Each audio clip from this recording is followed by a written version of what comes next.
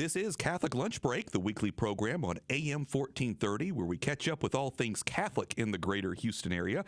Wyatt Goolsby, KSHJ Executive Director, here with you. One of the four promises of the Guadalupe Radio Network is to help build strong, holy families. Families are vital to the success of our society, but often are downplayed in our secular culture. That's why we enjoy highlighting husbands and wives who care about their Catholic faith. Join us on the program to talk about their family and their work is Timothy and Jessica Caruthers. They are parishioners at the Cathedral of Our Lady of Walsingham in Houston and have 3 children. Tim is the Director of Worship for the Ordinariate of the Chair of St. Peter, and Jessi is the Dean of Houses and Chair of Theology at Cathedral High School, which has that classical Catholic college prep located on the same campus. Tim and Jessi, thanks for being here. We appreciate your time today among your busy schedules. Thanks for having us. Tim, let me start by asking you about your role as the Director of Worship for the Ordinariate. Now, I've heard of this term, the Ordinariate of the Chair of St. Peter, but for people who are not familiar with that, tell me a little bit about the group or that group of churches and parishes. Sure. So the Ordinariates were founded by the Pope Benedict XVI to create a structure within the church for those who have converted from Episcopalianism, Anglicanism, Methodism, and other Protestant denominations that have come in together as groups of Anglicans or groups of Protestant coming together with their pastors. And so we have a number of parishes that came together from their Protestant backgrounds into full communion with the Catholic Church. And Rome has allowed us to continue using some of the prayers that brought them to seek full communion, to continue using those prayers within their own devotional and liturgical practice. And so we have a Bishop Stephen Lopes, who is over our Ordinariate parishes. So it's a diocese, basically, that's spread throughout the U.S. and Canada. And so Bishop is in charge of overseeing those parishes and making sure that their needs are met, and then my job is to help the bishop to make sure that the liturgical side of those needs are met and help him in that part of the mission. And of course, we're very blessed here in Houston to have the Cathedral of Our Lady of Walsingham for the Ordinariate, for specifically the Cathedral for the U.S. and Canada here. So I know that a lot of Ordinariate priests and clergy members have come here to Houston for meetings and conferences and whatnot. So tell me, Tim, a little bit more than about your role there as the Director of Worship. Is that just music? Is it more entailed with the whole liturgy itself? Sure. So I am not myself a musician. I know how to read music and sometimes sing music when I'm asked to. But so I rely heavily on our trained and professional musicians. But my job is to help the bishop when he goes off throughout the diocese. My job is to help with the cathedral liturgies and make sure that the cathedral here is setting a standard for the rest of the ordinariates and making sure that what the bishop's desires and from the bishop through Rome's desires for the ordinariate are set forward here at the cathedral with Father Huff, our rector and pastor. So I help to make sure that happens, and then our parishes that are somewhat far flung throughout the U.S. and Canada make sure that they have the helps that they need. So I am kind of a liturgical question box that for them to be able to call in and say, hey, I have this happening. I'm receiving these people, these converts, but they also have, Catholic family who hasn't been, confirmed. And they have babies that need to be baptized. How do I get all that done, within the context of the Mass? And so I get to kind of handle those questions for our priests hither and yon. And so other than that, also just making sure that those prayers and devotions that were part of our patrimony coming into the church from the English patrimony, coming into full communion, that those sorts of prayers are put into proper practice within a Catholic context. So. That's so interesting that we have that kind of blessing, that we have an avenue, a venue for those people who might have come from an Anglican or Episcopalian tradition to come into the Catholic Church, a liturgy that's appealing to them, but obviously it's a Mass, it's Catholic.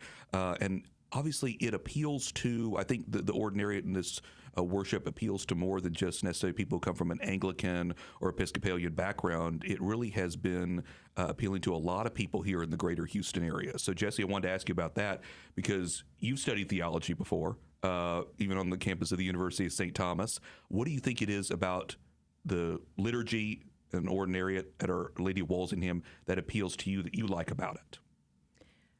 I started attending Our Lady of Walsingham even before Tim did when I moved here in 2009. And what really drew me was the particular expression of the worship that was it looked old timey, you know. There's the these and the thous in the language, and there was an intention toward beauty, both in the architecture of the building, in the shrine that's on campus, but also just in the prayers themselves and in the music, the musical expression as well. Mm-hmm. So that's really what drew me to Our Lady of Walsingham. So, and having gone to church there, did that appeal to ultimately why you decided to be a teacher at Cathedral High School? So I have been teaching. My first degree was at the Center for Thomistic Studies in philosophy, and so I taught at a couple of colleges, and then I started teaching at Incarnate Word Academy, an all-girls school, and I fell in love with teaching high school, and then I also taught elsewhere in the diocese at Frassati Catholic High School, and I got to teach high school philosophy. But when they decided to build this school, they wanted a focus on classical education. And over the period of becoming an educator and really diving into my love of really mentoring young men and women of the high school age, I really felt called to finding a school that was classical in nature, that by the very nature of the curriculum, it draws everything back to the center, which is God, right? So whether you're studying English or you're studying philosophy or you're studying history, that all of that is not disparate, but it is all ordered to worship of God. And so they asked me to be with Tim and I, actually both, to be on the committee for the curriculum.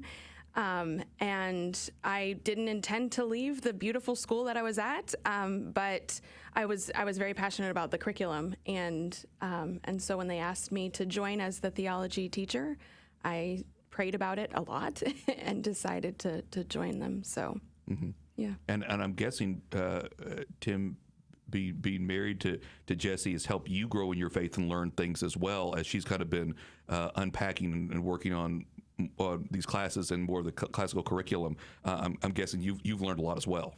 Oh, yes. I was a theology teacher as well for a number of years, and so it was always, that's part of the thing that really drew us together was our love for theology and philosophy.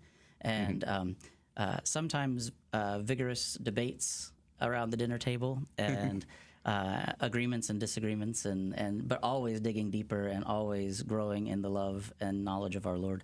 And so that's always been wonderful. But especially in this curriculum committee work, and then as she's developed the committee at the high school, it's been really wonderful conversation and wonderful, not just with the two of us, but then broadening it out with our friends and family as we've kind of hashed it out along the way. And then did you guys meet at the church and ended up kind of dating after meeting in the cathedral? So I came back from my grad school, and Jessi was roommates with some of my old University of St. Thomas friends. Mm-hmm. So I met the roommate and could carry on a wonderful conversation. And so we ended up dating that way. And then I was at the co-cathedral, a parishioner at the co-cathedral at the time as a convert in college. I was a Presbyterian. And she was at Walsingham. And so when I came to visit Walsingham, I'd been a couple of times, disparately, just randomly, but coming for Sunday Mass and sitting with Jessi in the pews. A lot of the prayers, again, are from my Presbyterian background, and it sounded familiar. It sounded home. And then just the I was going to ask you about the these and the thous as well. A few vouchsafes and a betwixt here and there. That's great that you guys have been able to go there and enjoy the parish as well. You have 3 kids. Jessi, tell me the name of your kids. So our oldest is Mary. She's 9. And then we have Oliver, who is 6, and Luke, who is 5. Very good. And so where do you send them to school? So Mary and Oliver go to Aristoy Classical School in Cyprus. Okay. And Luke Fulton is a preschooler, and he goes to the Holy House Academy, which is one of the missions of the Cathedral Parish. So it's a homeschool. It's a homeschool co-op. Very good. So then, in that sense, have you guys had to learn what it means to homeschool kids? A bit. He's in preschool, so It's not the full. Yeah. we're not too concerned about those sorts of things. But we do a lot of home education, especially because the other 2 go to a classical charter school. It's not Catholic, so we do a lot of the curriculum for a catechesis at home. I learned through the parish. I learned Catechesis of the Good Shepherd, and so we do some of that at home, as well as some other homeschool, like Into the Deep for our children. Into the Deep for Mary, yeah. Which is not Montessori. It's Charlotte Mason inspired. So we don't homeschool, but we do make sure that we are intentional about catechesis in particular at home, because they are going to a public school. Yeah, well, that's a good example for a lot of families out there, a lot of parents who may be sending their children to public school but want them to make sure that they have all of that Catholic content and that Catholic education being raised in that. So I'm glad you had mentioned Holy House Academy. I wanted to at least give a shout out to them as well, because I know a lot of homeschooling parents like that program as well. So then tell me a little bit more about kind of being parents to 3 kids and this process that you guys went through for adoption as well. And I'll let you start with that, Tim. How did you guys decide that you're going to adopt? And then how do you begin to go through that process? Because that would seem like it'd be a pretty big endeavor. It is. It was and still is a big endeavor. Mm-hmm. So when I was diagnosed with cancer when I was in junior high, I had leukemia and was went through the treatments here in Houston at Texas Medical Center, and then so there was a question about fertility, but there was always hope. I have other friends from treatment that had kids or didn't have kids, or and so it became the reality that we were infertile after a couple of years, and so we began the process of looking into adoption. And so, it was a long process. So for it was one of my roommates in college, and she was actually she was our maid of honor. Her mother is an adoption attorney, so I just asked her a ton of questions. Okay. About how adoption works, all of our fears, and how people make it financially possible. It's a big question.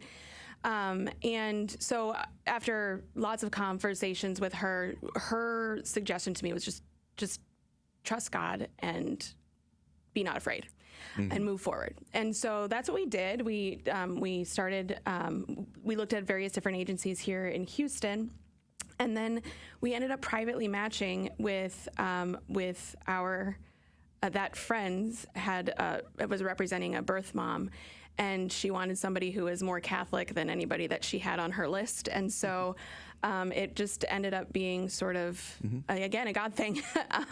So that's how we started with the first one. We had a private adoption. We traveled to California, and there was a lot of things that you have to do in order to make sure that those things happen ethically and that they, and legally. So that's how we adopted our first. And then after that, for our second, we looked at various different agencies and consultants, and we went with a consultant. We went with a consultant who they work with various different agencies that usually have like their group of people who are working with them directly, and then they have because they tend to be smaller, they have other birth families who don't meet the requirements of the people who would like to adopt. And so then they send it out to these sort of consultants. And so we had a failed adoption just before we were able to adopt our son. And we had this little girl in the hospital. Her mom, asked us to adopt her. We said yes. We were excited, and she changed her mind. And that was really where we had the realization of where we as adoptive parents need to hold the heart of these women who are who are making the most difficult decisions of their life. Mm-hmm. And we reached out to the pro-life community in that city, and they got her. I mean, she was planning on leaving the hospital without a baby, and she didn't have any money. So we were able to work with them in order to make sure that she had what she needed. Yeah. A few months later, like maybe a month later, we matched with our son's birth mother, and we keep up open communication with both of those parents. And then, actually, if you back up about 6 months, we were trying to adopt, and people knew that. And so somebody had reached out to us and said that her nephew might be needing to be adopted because his grandparents were raising him at that point. He was about 6 months old, and they didn't think that their mother was going to be able to get custody back. And so we said, sure. We tried to meet with them, and they said, we really want to keep the baby in the family. And so we were totally understanding of that. But a couple years later, after we had adopted our youngest, Luke, we met with that aunt again, and I asked her how he was doing, that we pray for him, and she said, well, actually, they're looking for an adoptive family. So I asked him, like, you want a third? And so we started the process to try to adopt, this time through foster care, an older child. He was 3 by the time that we were able to bring him home. We ended up adopting him privately because of some of the bureaucracy that ends up with CPS, but so that's how we ended up with our 3. So we have a private adoption, an agency adoption, and sort of a foster care adoption. So we've kind of done all of the things. And so, just trusting God in the process and saying yes, and being not afraid. Radically open. And also being aware that that it's a ministry. I shouldn't say it's a ministry. It's like, these are my kids. Right. But it's a vocation. It's a call by God. It's a particular call, and it also is an opening yourself to other people who are in need, right? Holding these birth families for what they need. And adoption isn't something like, now they're mine, and these are an extension of our family. Mm-hmm. And so it's been way different than we've ever thought it would be, because adoption isn't like over and now they're adopted and now they're ours. Adoption is something that is going to be part of their identity forever, and we are holding that sacred. And just recognizing in our own, and kind of the brokenness of infertility, that that there's also, and then the brokenness of of the whole situation of birth moms having to make these decisions, and just allowing that suffering on both ends to interplay and to interweave and to create something beautiful and life affirming has been a beautiful thing, and and a struggle. It's it's life. So has Tim, do you have any prayers that you've gone to that you like to go to, special devotions in those tough times, at times when you found out about the infertility, times where it might be frustrating going through the adoption process and thinking you might have a child, then not have one, and all the complications that go with it? What specifically do you go back to or tend to draw on? Well, I mean, we always, in liminal moments and moments of suffering, we go back to what we've been, what is most rote and most, deepest in our soul, I guess, from memory. For me, those have always been the Memorare, and just seeking Our Lady's help in my own frustrations. And then also, in my convert days, I ended up becoming devoted to St. Francis of Assisi, and so the Lord, make me an instrument of your peace. just recognizing that where I might not have peace, where peace comes from is from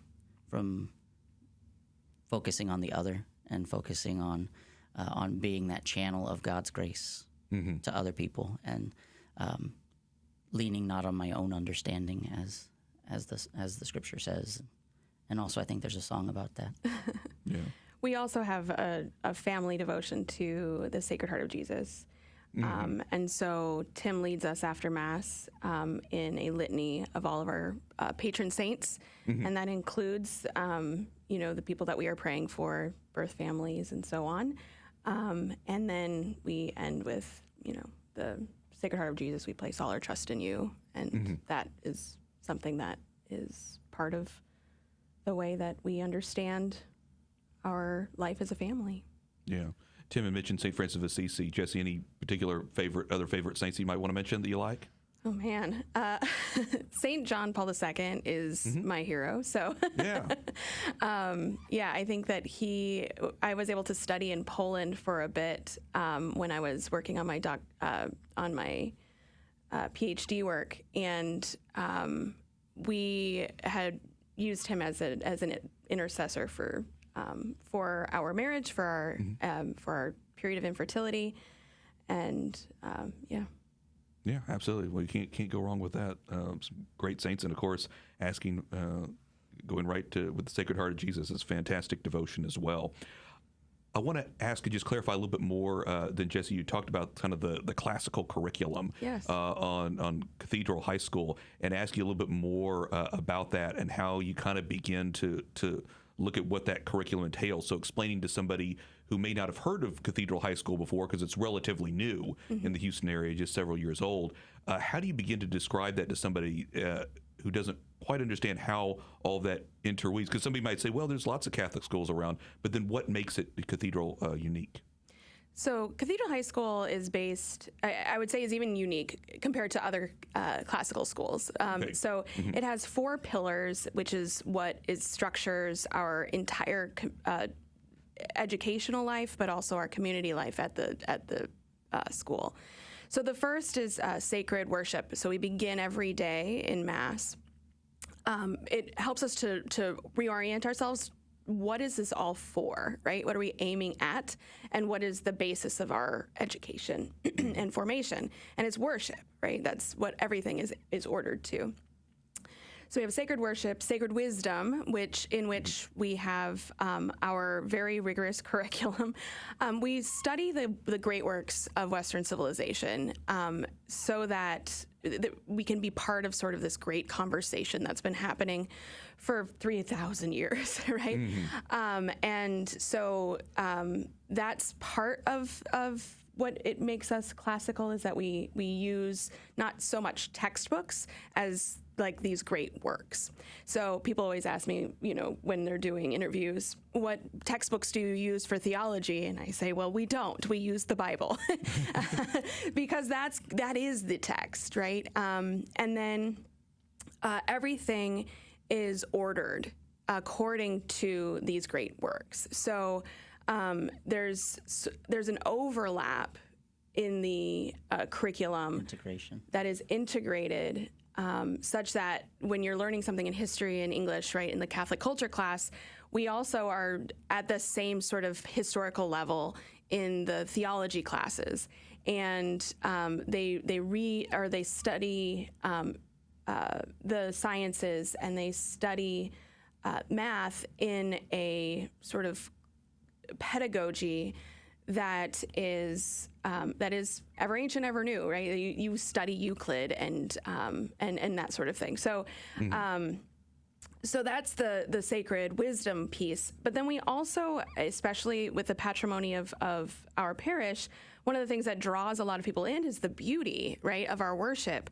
And so the last 2 pillars are sacred art and sacred sacred music.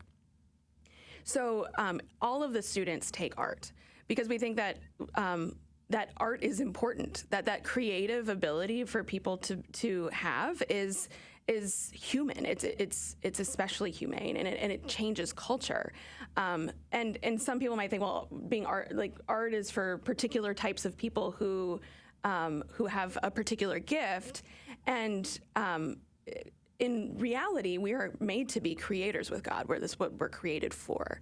And especially if that creativity is ordered to worship, right? So it's sacred art, and they learn these skills that everybody can learn. And some people have particular gifts, right? Of course, but that can help to furnish the beauty of our culture, and in particular the beauty of our church. So they learn how to write an icon, and they learn how to do mosaics and stained glass. There's lots of cuts. It's beautiful. And then sacred music, because we want to give expression to the love of God that comes through both worship and with wisdom.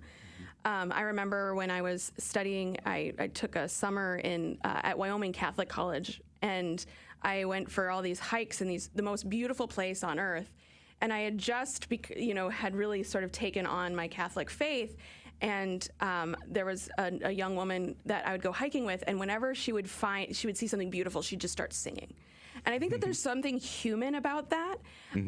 And so again, right, you'd think, well, not everybody can sing. Well, everybody can sing. We just need to teach you how to, right? And another thing that's really beautiful about music is that it takes people, it takes you listening to other people and being in community in order to make harmony.